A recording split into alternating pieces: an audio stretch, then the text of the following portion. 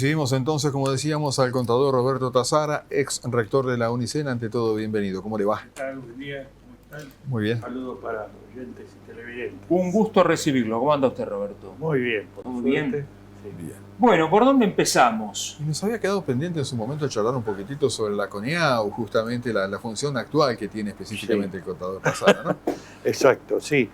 Bastante oportuno hacerlo en estos momentos, además, porque, bueno, el otro día, justamente, la semana pasada, estuvimos toda la semana con los evaluadores que tiene CONIAU en la Universidad Nacional de San Martín. Y bueno, la última de las reuniones, durante toda la semana se hacen reuniones con distintos integrantes de la universidad y también de fuera. Y en la última siempre se estila con las fuerzas vivas de, en este caso, el partido de San Martín, que es muy particular porque tiene un enorme desarrollo industrial pyme y tiene una zona de muy fuerte pobreza. Y en esa reunión entonces expliqué más que a los propios universitarios de qué trata la CONIAU, en el sentido que hace dos cuestiones centrales, voy a sintetizar, que son evaluar universidades para proponer mejoras a lo que están haciendo, por eso se visita la universidad, se recibe una enorme cantidad de información, y por otro lado acreditar carreras del artículo 43, que garantizan a quienes vayan a cursar que los requisitos mínimos que tiene que tener cualquiera de esas carreras se cumplen. Que estén cubiertos. Entonces ya, por ejemplo, medicina, que la UNICEN tiene, estamos en la tercera vuelta de acreditaciones. Ya van 3 veces que acreditó medicina. Enfermería, contador público, abogado, todas las ingenierías, para que se entienda que ahí ya hay un control. Hoy que se habla de que las universidades parece que pueden hacer cualquier cosa, me interesaba destacar esto. Una de las tareas de CONIAU es esas carreras que cumplan con los requisitos mínimos al menos, y además también se hacen propuestas de mejora. Cuando cuento todo esto en esa reunión con las Fuerzas Vivas de San Martín, el presidente de la Unión Industrial dice, ¿y por qué recién nosotros nos enteramos de esto? ¿Por qué me llenan los oídos de que las universidades no se auditan, que hacen lo que quieren? Y tienen, entre otras cosas, un organismo como es la CONIAU, que controla, entre comillas, no es una auditoría, eso es de evaluación y de propuesta de mejora, pero que, por ejemplo, garantiza a quienes vayan a estudiar, a sus familias, qué es lo que pasa en esas carreras. Pero digamos, lo que controla son los contenidos, no la cuestión económica. El paquete, porque si no tuviera dinero para poder financiar lo que dice que va a hacer, se le advierte también. Y esos informes van al Ministerio de Educación, que después, si quiere, puede o no accionar de determinada manera. Claro, pero no es, digamos, no es un control de números. Ahora después voy a hablar de eso. No, pero por eso digo, la CONIAU no es un control de números, ¿o sí? No es Entiendo un que si no control de tiene la uso plata, de recursos. No puede, de uso de recursos. No. Ahí está. Esas son las auditorías. Pero controla cómo funciona el sistema, qué se hace, tanto en la evaluación externa como esta,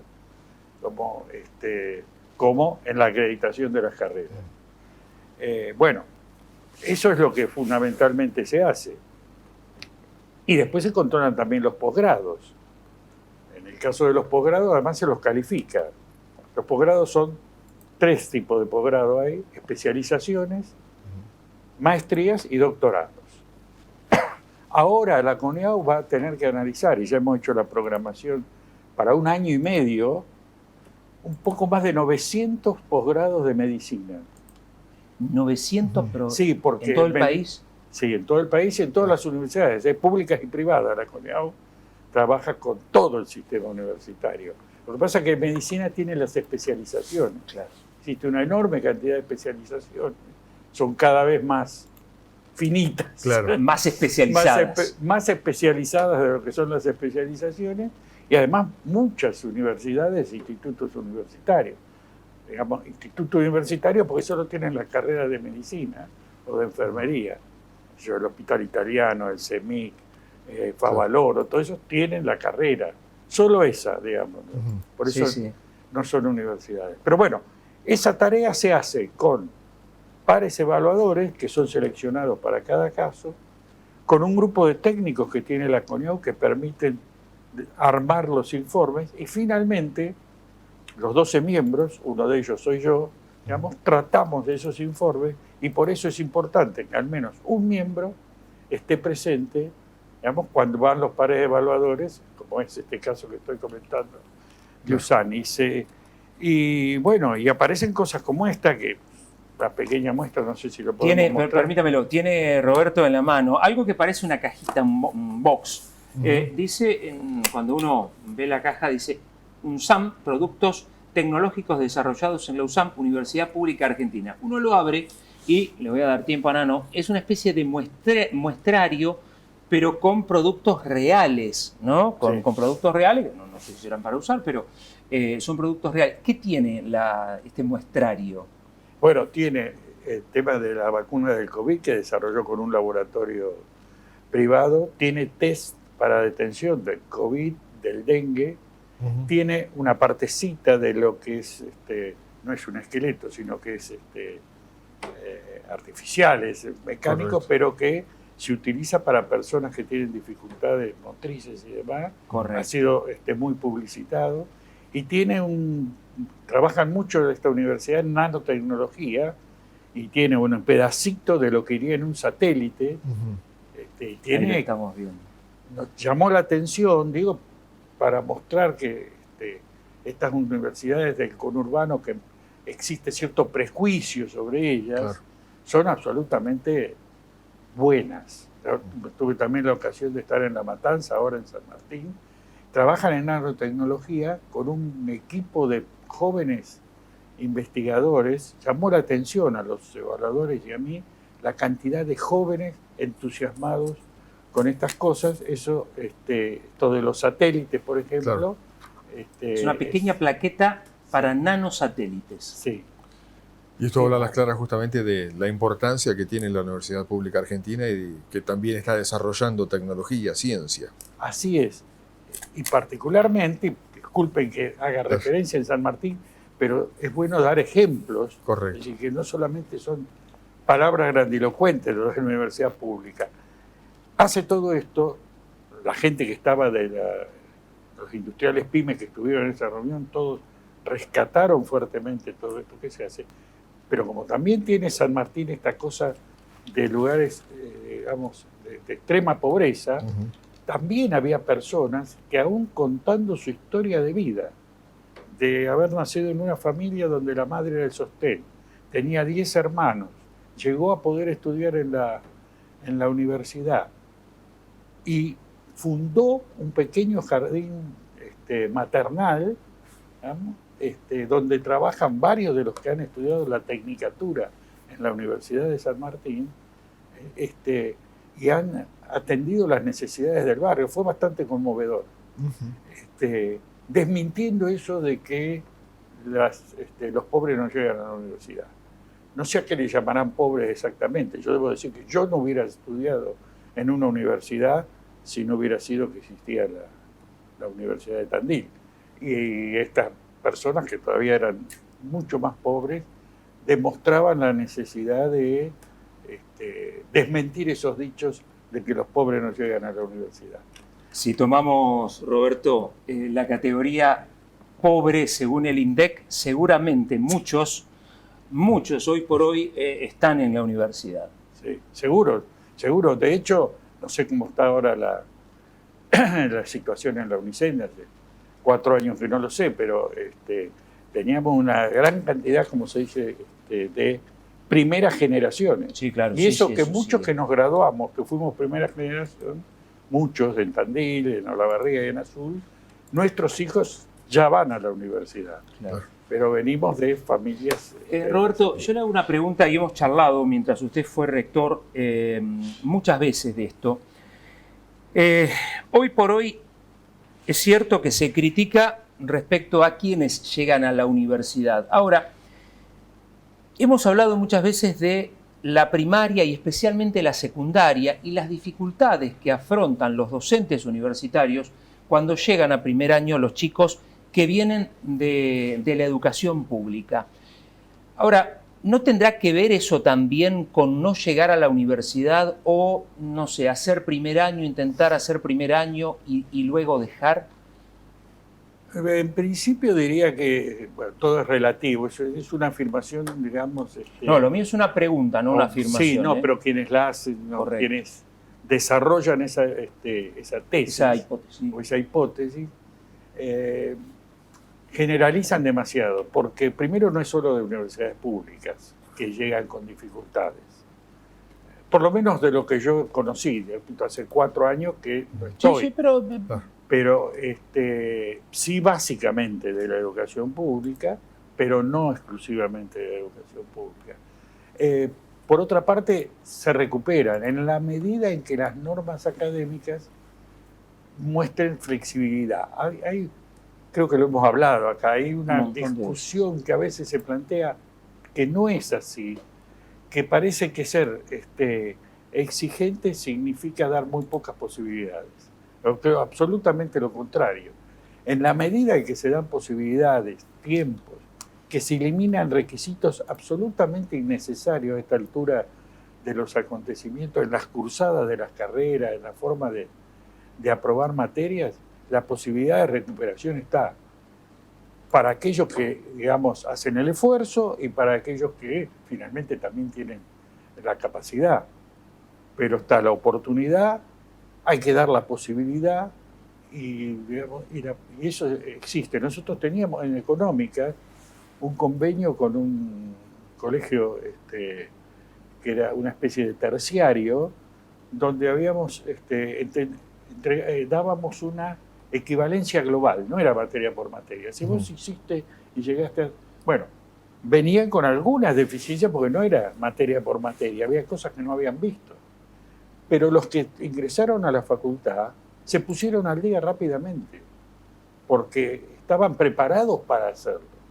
De hecho, lo que se está discutiendo ahora nuevamente en el Consejo de Universidades es el reconocimiento de los trayectos formativos, que también creo que lo hemos hablado. Sí, correcto. Muchos no tienen el título, pero tienen mucho más conocimiento y capacidad y competencia para trabajar, digamos, por haber pasado en la universidad. Y no hay nada que los reconozca. Sí, siempre decíamos, vivirlo en carne propia, ¿no? Chicos que van 1, 2, 3 años a la universidad, ya que la cabeza cambia, más allá de los conocimientos, digamos, ya la cabeza cambia. Así es. Cambiar el concepto, digamos, no un estudio universitario incompleto, sino valorar lo que está completado. Exactamente, de alguna manera es eso, se llama reconocimiento de trayectos. Ahora, también hemos hablado, y usted siempre lo reitera, la necesidad de cambios que hay que hacer en la universidad, o acortando carreras, o cambiando los programas, digamos. Esa no es una autocrítica, pero digamos, eso que usted hace años viene pregonando, todavía no se ha dado. Bueno, empezó a darse con 5 resoluciones que se dictaron. Hubo acuerdo. A ver, el Consejo de Universidades, vendría a ser el órgano, digamos, mayor del sistema universitario. De hecho, a la CONEAU, cuando yo digo que revisamos las acreditaciones de medicina, enfermería, etcétera, para garantizar, bueno, quien pone los requisitos que deben cumplir esas carreras es el Consejo de Universidades, que está integrado por universidades públicas, privadas y el Ministerio de Educación. Bueno, ese Consejo de Universidades sacó 5 resoluciones en el 2023, a mediados más cerca del fin de terminar el mandato del gobierno anterior, 5 resoluciones que tienden a eso. Discutibles, ajustables, pero tienden a eso. Está lo de los trayectos formativos, está la posibilidad de acortar la duración de las carreras, está, que fue, digamos, por quienes sostienen lo contrario, lo primero que se criticó. Bueno, de hecho, entonces el nuevo gobierno paró eso y ahora lo ha vuelto a, digamos, consciente de que eso es necesario, charlarlo al menos y discutirlo, está de nuevo analizándose. Incluye también la posibilidad de las cursadas híbridas que se llaman. La posibilidad de que algunos cursen a distancia y otros presenciales en las carreras en que eso es posible. O sea, hay, digamos, esas normas. Cada universidad, a su vez, eso es lo que yo sostengo, nosotros no alcanzamos a hacerlo, la verdad, en nuestra gestión, debieran hacia adentro flexibilizar las normas académicas. Es todo un tema de... Que no es restarle, te lo dijo ya, pero digo, porque suena, digamos, dicho de esa manera, puede llegar a interpretarse... Como se le resta calidad a la el formación. nivel. Bajar el nivel. No, para nada. Es poner la cantidad de materias razonables que tiene que tener una carrera para poder terminar en 5 o 6 años. Correcto.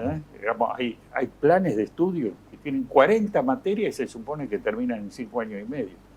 Y además con correlativas, digamos, con... Claro, que hace más complicado. Vayas a saltar por el estudiante, que hace que sea... Aún el estudiante que tenga dedicación exclusiva al estudio. Y otra cosa que, digamos, hay que analizar, no es fácil de implementar ni hacer, pero está claro que en teoría y como concepto debiera haber como 2 planes de estudios. El del estudiante de tiempo completo y el del estudiante que trabaja, porque es inevitable que el estudiante que trabaja demore más tiempo en hacer su carrera.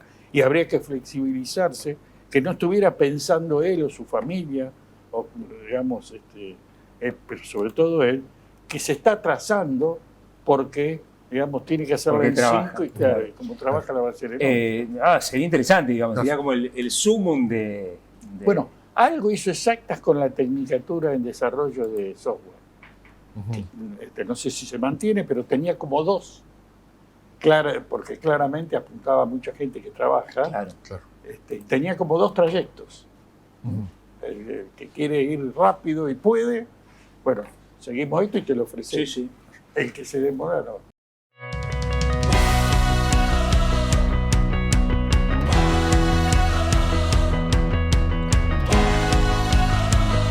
Continuamos el desayuno del día de hoy con el contador Roberto Tazara. Nos había quedado pendiente hablar un poquitito sobre el tema de auditorías. Usted hablaba de auditorías. No sé si en algún momento habló de mentiras y desconocimientos que hay cuando se habla del tema, ¿no? Sí. Quería mencionar una cosa que tiene que ver con todos estos movimientos que hay, este enfrentamiento de los universitarios y de buena parte de la sociedad con determinadas políticas. Y última referencia a la Universidad de San Martín, pero estoy como imbuido de haber estado una semana entera allí. Fue notable cómo se organizó, cómo se coordinó, un gran trabajo de rectores, un amigo, Carlos Greco, para que se sintiera la protesta, pero pudiéramos trabajar. Teníamos la duda, digo, va a haber paros, va a haber tomas, vamos a ir con Coniagua con 7 personas, que parece que vamos a... Ningún problema, porque la verdad que el trabajo del rector para que los distintos grupos no se dispersen, no salgan uno a hacer, digamos, una toma alocada, u otros a no hacer nada, u otros a protestar. Digo esto un poco también porque me dolió mucho la declaración de la Facultad de Ciencias Económicas. A mí me extrañó mucho, Roberto, que rectores de universidades y algunos decanos banquen un delito. No, no es delito. Perdón, tomar una institución pública es un delito. No. Yo creo Corríjame, que no. Estamos hablando de una Eso es la institución medida nacional, es Sí, una sí, institución sí, nacional, sí. donde no tiene injerencia, por ejemplo, la provincia. Esto es como decir que la Revolución de Mayo fue un delito, fue ilegal. Sí, obviamente que cuando uno... Perdón, la Revolución de Mayo fue ilegal. Bueno, Para los españoles fue pero ilegal. quiero Y hoy decir, no, sí, obvio. para la ley establecida fue ilegal en su momento. Bueno, lo que quiero decir Para es que la no ley tiene ninguna establecida en la importancia. Argentina- ¿Cómo? Lo que quiero decir es que para mí, Roberto Tazares, me hago cargo de lo que digo, no tiene ninguna importancia eso cuando uno está en el marco de un tipo de, digamos, discusión, debate, enfrentamiento, lo que sea, en la medida en que, como dije, como pasó en San Martín, las cuestiones estén acordadas. No es la primera toma. Tuvimos una toma del derecho en el campus de Azul que Y duró lo mismo días. dijimos en aquella Bueno, oportunidad. está bien, creo que están equivocados, pero es mi opinión.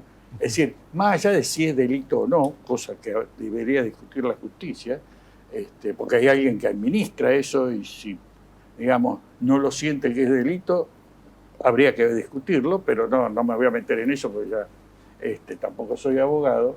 Lo que digo es que son situaciones que se han dado en la historia del mundo, digamos, desde la Revolución Francesa, por decir algo, la Revolución de Mayo y demás, donde causas justas pueden a lo mejor cometer algún tipo de exceso. Lo que es importante es que eso no signifique destrucción de patrimonio, no signifique menoscabo de alguna cuestión esencial, porque el fin que se busca, lo lamentable es cuando, digamos, todos estamos de acuerdo en el fin y por determinadas cuestiones, falta de organización, de conducción, de lo que sea, cada uno sale por su lado. Por eso me dolió lo de económica, porque ya el solo hecho de salir como si fueran, digamos, algo que gira en el vacío, la facultad, después salió otra, después hacen una cosa Pero y económicas no pueden pensar diferente. Absolutamente. ¿Y qué es lo que a usted le molestó?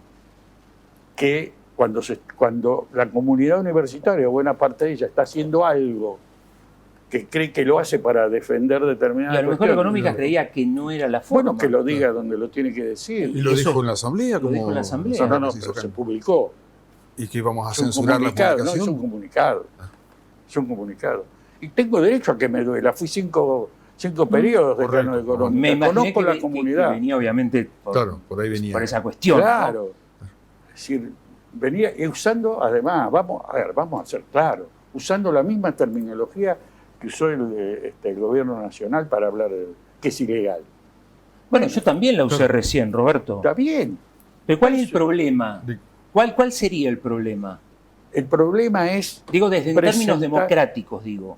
No, cada uno puede opinar lo que quiere. Lo que me parece que una institución como la universidad pública, que todos dicen que la quieren defender, que salgan uno por un lado, uno por otro, que uno haga una cosa, que uno haga otra, y que le digamos a la sociedad, porque en definitiva a quien nos debemos a la sociedad, no a nosotros mismos adentro. Nuestras peleas internas zanjémoslas adentro. Ahora, si la mayoría, hablando en términos democráticos, no lo sé si es así, porque yo no estaba, ni siquiera estaba en Tandil cuando todo eso ocurrió. Si la mayoría decide que tenemos que ir para determinado lugar, saltar el charco, digamos, salirse de eso, para mostrarnos distintos ante la sociedad, no me gustó. ¿Qué quiere que le diga? La verdad, está me pareció inoportuno. Me va a doler siempre estas actitudes como de, no, yo soy distinto. La verdad, yo no estoy no quiero decir que estoy de acuerdo ni con lo que se hizo. Lo que digo es que debió hacerse entre todos, ponerse de acuerdo a ver qué se iba a hacer y hacer lo que se definiera que se iba a hacer, y no que cada uno hiciera lo que quiere. La verdad que ese es para mí el gran problema. Ahí surge el gran problema.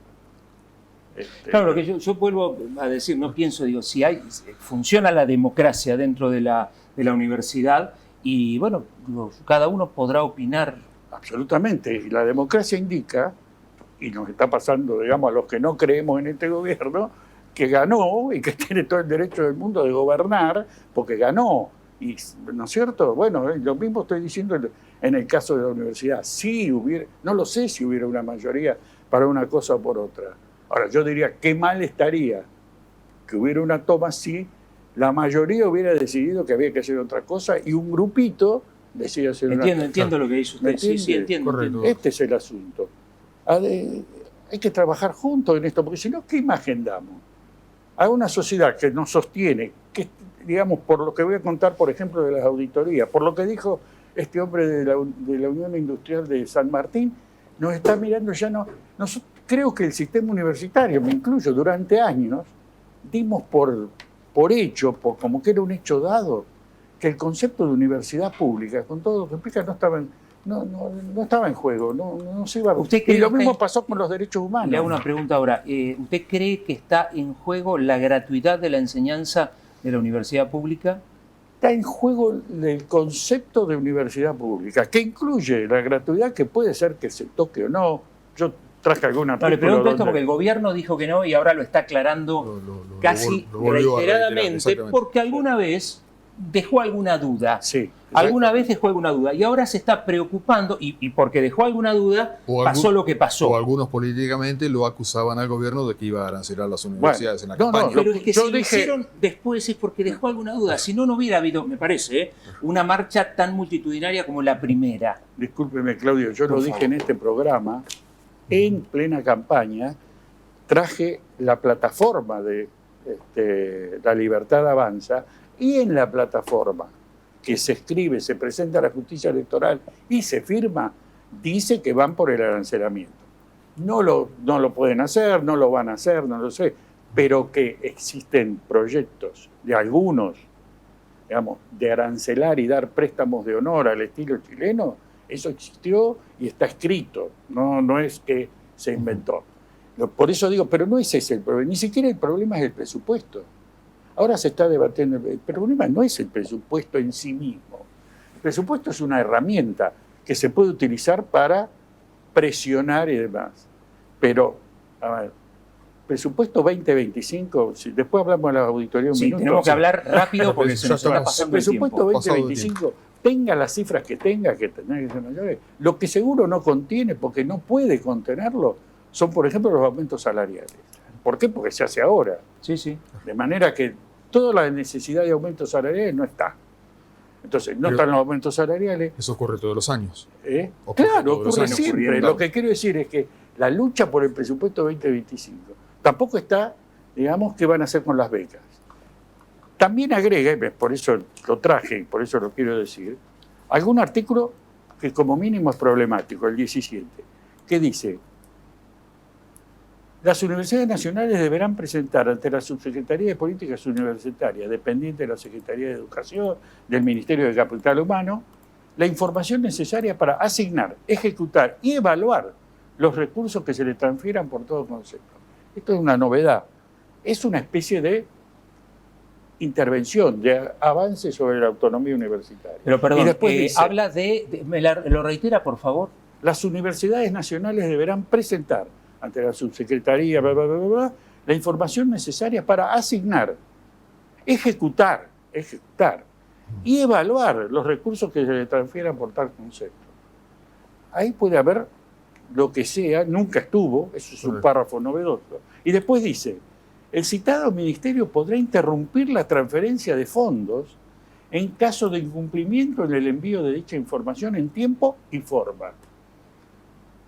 Digamos, son artículos de riesgo y novedosos, muy novedosos.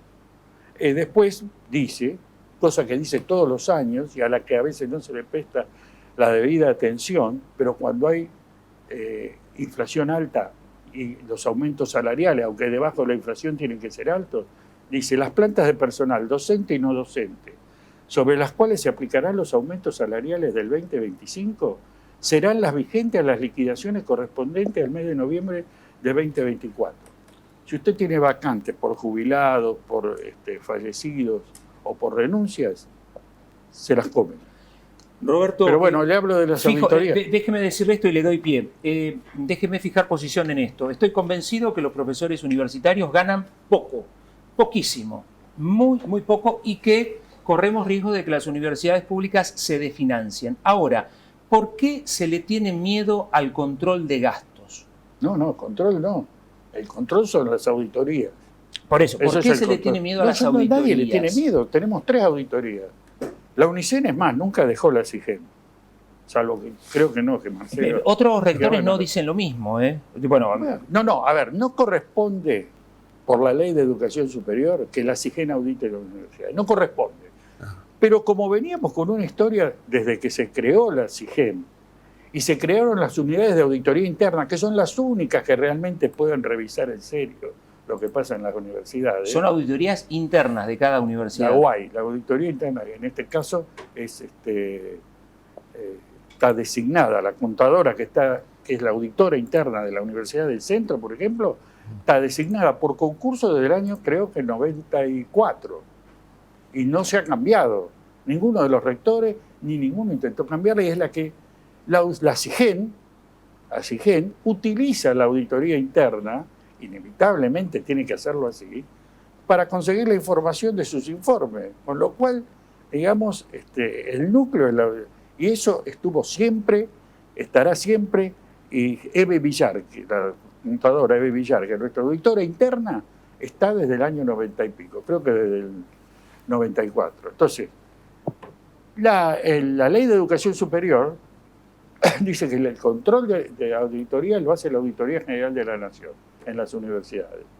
Sin perjuicio de lo cual, y visto un dictamen que sacó Zanini ratificando eso en el 2021, creo, 2022, muchas universidades, de motu propio, a pedido de la sindicatura, dicen, bueno, ¿no quieren que la sigamos auditando? Hagamos un convenio. Ustedes no están obligados, pero si hacen un convenio podemos. Y hay como 25 universidades, que es lo que dice acá, no da el número, pero que es lo que dice el síndico designado por este gobierno. Estamos trabajando con los contactos que tenemos con los rectores. Ya había varios convenios firmados con las universidades en forma voluntaria para realizar estas auditorías. Nunca se negó. Entonces tenemos 3 auditorías. Ninguna, porque me parece Bueno, que el gobierno está muy preocupado por la UBA en particular. Bueno, que la audite. Pero por eso digo, la UBA la no... había podido auditar cualquiera del gobierno, incluyendo el de Macri, si quisiera. La Auditoría General de la Nación, como mínimo, podía auditarla. Tiene su auditoría interna y la CIGEN, por lo menos hasta el 2022, también podía haberla auditado. No lo ha hecho. Digo, tenemos 3 auditorías de números, como le preguntan a usted.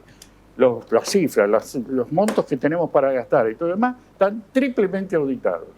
Tenemos la evaluación de la universidad, tenemos la acreditación de las carreras. Muchachos, por favor, a la universidad pública llegan pobres y no pobres y son todos atendidos. Y que no se ataque la extensión universitaria, porque la pretensión y le llega, digamos, el prejuicio es ¿por qué la universidad hace tal cosa? Porque es una de las 3 funciones de la universidad, la extensión universitaria, hoy llamada integración con la sociedad. Esa es una función indelegable, que está por ley, está por, digamos, y sin embargo hay algunos cuestionamientos por desconocimiento o por prejuicio respecto de que por qué no hacemos más que dar clases. Debiéramos hacer solamente dar clases y de vez en cuando investigar. No, claro, no es así. Tenemos las 3 funciones y las 3 funciones deben cumplirse. Nos hemos pasado, Roberto. No, por favor. Le agradecemos mucho. Apasionado. Sí, un apasionado, digo, porque es un apasionado además de las universidades, exacto, de la Universidad Nacional del Centro, hombre que formó parte de su vida. Claro, de la universidad. Lo hemos contado ya. Desde el nacimiento de la universidad pública hace 50 años. Sí, desde antes, desde el nacimiento de la Universidad de Tandil, con Osvaldo. Gracias, Roberto. Muy amable, gracias a ustedes, como siempre, por bancarme. Roberto Tazara, no, por favor. Y a los oyentes y televidentes. Gracias, Roberto, por haberse molestado. Un tema, a ver, candente, si los hay.